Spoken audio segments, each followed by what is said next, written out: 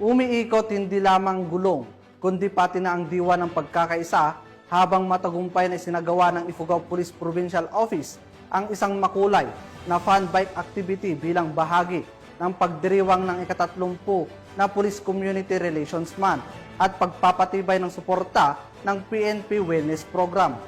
Yan ang balitang hatid ni Patrolwoman Charlene Rose Gumangan.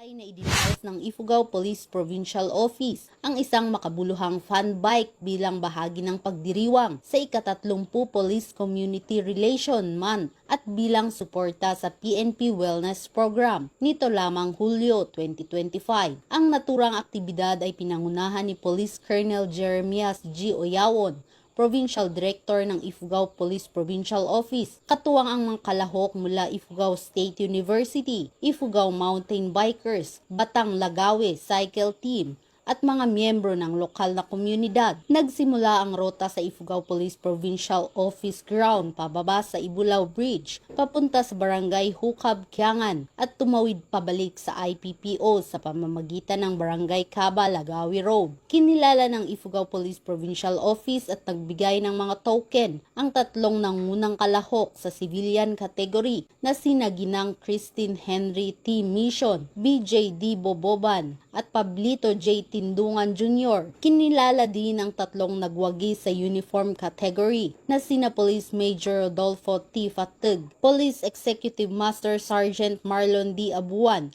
at si Police Major Miles S. Forayang.